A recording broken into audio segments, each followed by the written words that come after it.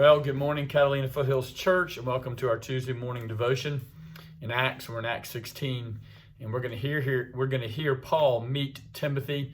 Timothy is the person Paul addresses in 1st and 2nd Timothy. He has not met him up to this point. He's about to meet him. He's here with Silas as they've left Barnabas and John Mark and had that division we talked about last week, and yet Paul comes back to John Mark later.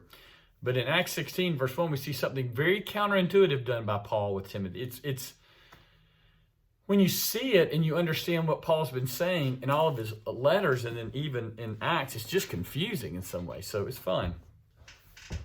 Acts 16, verse 1. He came to Derbe and then to Lystra, where a disciple named Timothy lived, whose mother was a Jewish and a believer, whose father was a Greek. The brothers at Lystra and Iconium spoke well of him, meaning spoke well of Timothy. Paul wanted to take him along on the journey, so he circumcised him because of the Jews who lived in that area, for they all knew that his father was a Greek. As they traveled from town to town, they delivered the decision reached by the apostles and elders in Jerusalem for the people to obey.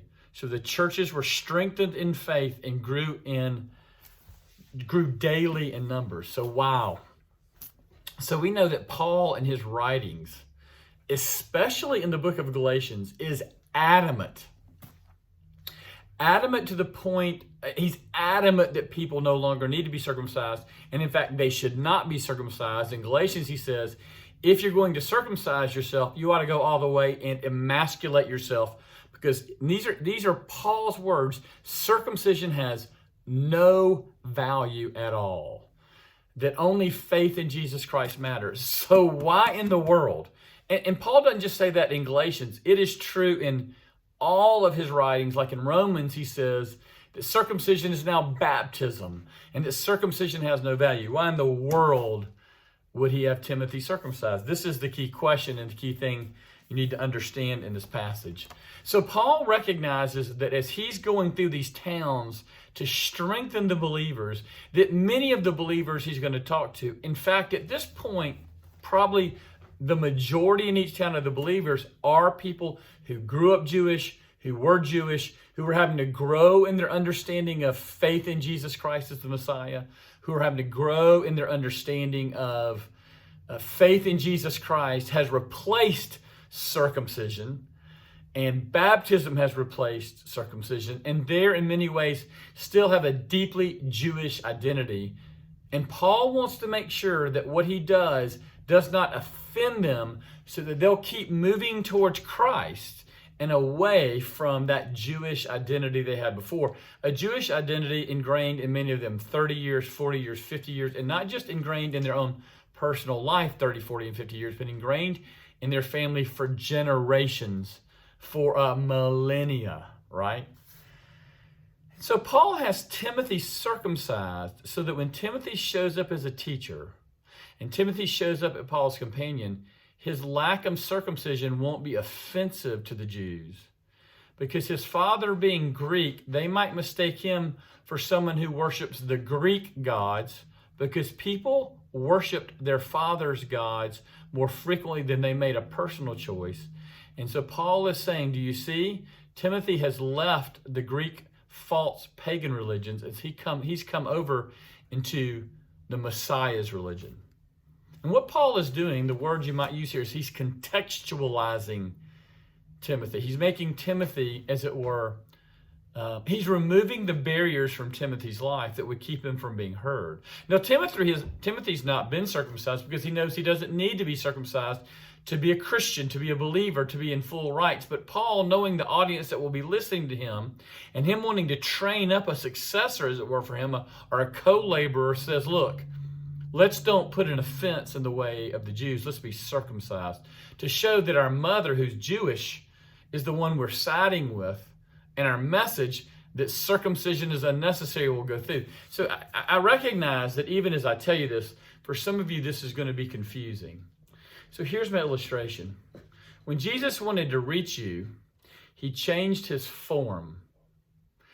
He was the infinite, eternal God, and he took on flesh.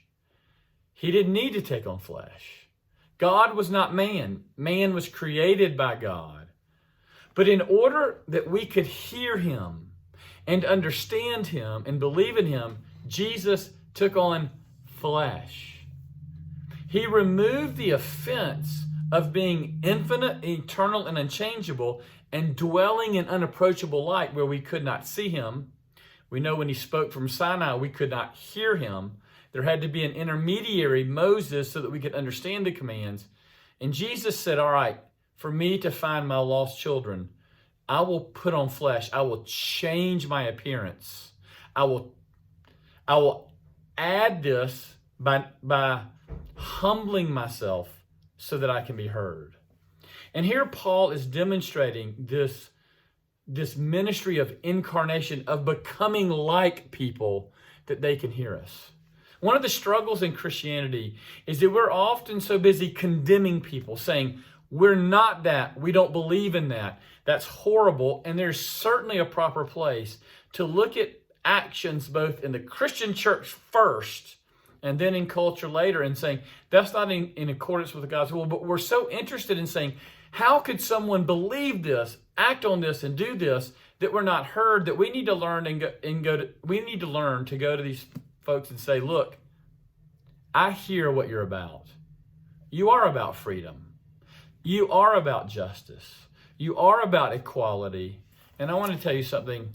The only way to get to that actually, and surprisingly, is in Scripture.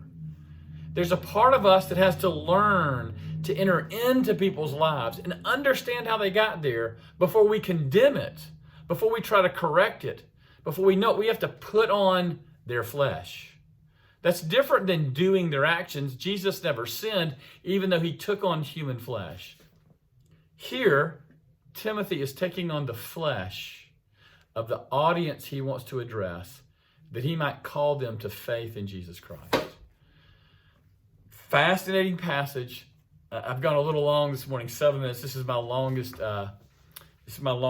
Tuesday morning devotion, because it's fascinating, because the church in America has forgotten how to go stand in the shoes of people who are very different from them, who believe opposite things. Stand in their shoes that we might speak to them and bring them back. So here's an example, Acts 16, of the incarnation of Timothy being modeled on the incarnation of Jesus Christ.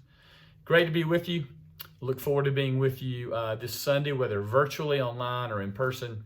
Thanks so much for listening. We love you and we miss you. And good to see you this coming weekend. Good to see some of you this past weekend, both online and in person. Have a great day.